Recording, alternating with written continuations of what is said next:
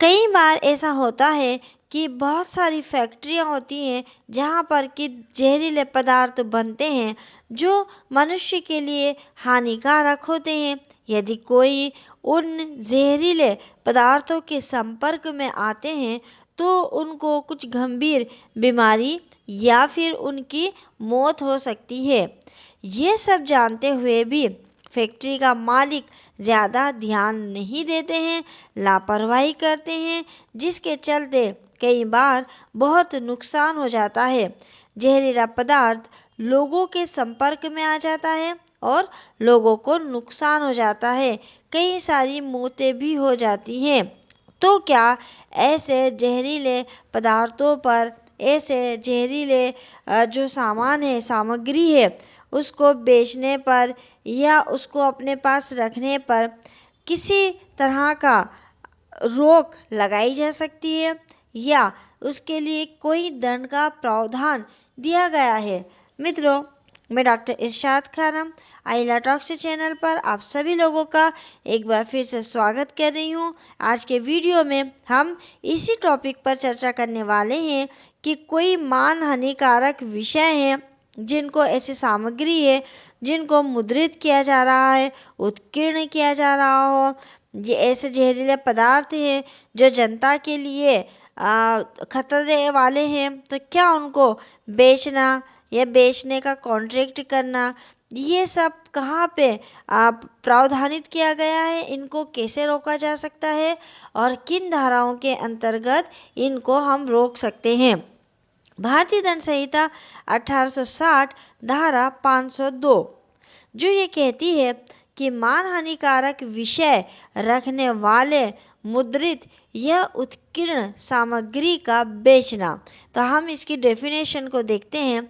जो कोई किसी मुद्रित या उत्कीर्ण पदार्थ को जिसमें मान हानिकारक विषय अंतर्विष्ट है, सम्मिलित है, शामिल है, ये जानते हुए कि उसमें ऐसे विषय अंतर्विष्ट हैं, बेचेगा, ये बेचने की प्रस्तावना करेगा, वह सादा कारावास से जिसकी अवधि 2 वर्ष तक की हो सकेगी या जुर्माने से या दोनों से दंडित किया जाएगा। इस डेफिनेशन को थोड़ा सा इजी लैंग्वेज में हम समझते हैं। धारा 502 ये कहती है कि मान हानि या अपमान करने वाले प्रचार प्रसार सामग्री को अगर कोई व्यक्ति जानबूझकर बेचता है तो सामने वाले व्यक्ति की मानहानि और मान प्रतिष्ठा को ठेस पहुंचेगी। तब भी वह ऐसा कार्य करता है तो उस व्यक्ति को इस धारा यानी कि 502 के अंतर्गत 2 साल की सजा और आर्थिक जुर्माने से दंडित किया जाएगा। भारतीय दंड संहिता की धारा 502 में सजा का प्रावधान किया गया है। भारतीय दंड संहिता की धारा 502 के अनुसार जो कोई भी किसी मुद्रित या उत्कीर्ण सामग्री को बेचता है या बिक्री के लिए पेश करता है जिसमें मानहानि का मामला है, ये जानते हुए इसमें ऐसा मामला है, ऐसे व्यक्ति को सादा कारावास से जिसकी अवधि 2 वर्ष तक की हो सकेगी और आर्थिक जुर्माना भी लगा सकते हैं या फिर दोनों से दंडित किया जा सकता है।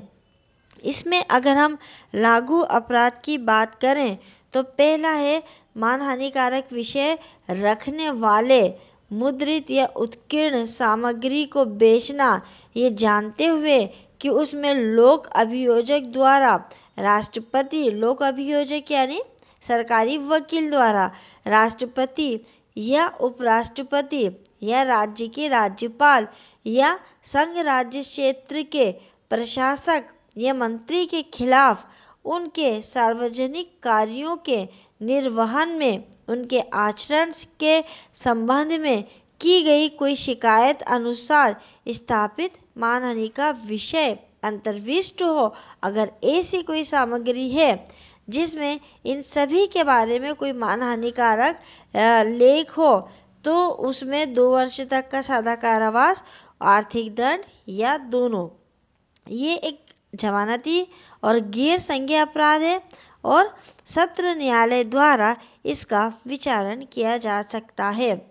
सेकंड, किसी अन्य मामले में, यानी जो राज्यपाल, राष्ट्रपति, प्रधानमंत्री, उपराष्ट्रपति इन सब से संबंधित ना हो, किसी अन्य से संबंधित हो, उसमें मानहानि कारक विषय रखने वाले मुद्रित या उत्कीर्ण सामग्री को बेचता है तो उसे 2 वर्ष का सादा कारावास, आर्थिक दंड या दोनों। और ये एक जमानती गैर संज्ञेय अपराध है, प्रथम श्रेणी के न्यायाधीश द्वारा विचारणीय होगा। यदि मानहानि का अपराध निजी व्यक्ति के विरुद्ध है तो अपमानित व्यक्ति, जिसका अपमान हुआ है, वो व्यक्ति समझौता अगर करना चाहे तो वो समझौता कर सकता है। भारतीय दंड संहिता की धारा 502 में जमानत का प्रावधान भी किया गया है। भारतीय दंड संहिता की धारा 502 के अनुसार ये एक जमानती अपराध है। इसमें व्यक्ति को जमानत मिल जाती है। इस अपराध में किसी भी व्यक्ति को कोई गंभीर चोट नहीं लगती या कोई माल की हानि नहीं होती, जिसके चलते इसे जमानती माना गया है। इस अपराध में किसी भी अपराधी को आसानी से जमानत मिल जाती है, मगर यह अपराध समझौता करने योग्य नहीं होता है। किसी भी मजिस्ट्रेट द्वारा ये विचारणीय हो सकता है। मित्रों, आज का वीडियो आपको कैसा लगा? अगर आपको पसंद आया हो तो आप हमें कमेंट्स करके ज़रूर बताइएगा। कमेंट्स के साथ साथ लाइक करिए, शेयर करिए। मिलेंगे अगले वीडियो में एक नए विषय के साथ। तब तक के लिए शुक्रिया, धन्यवाद।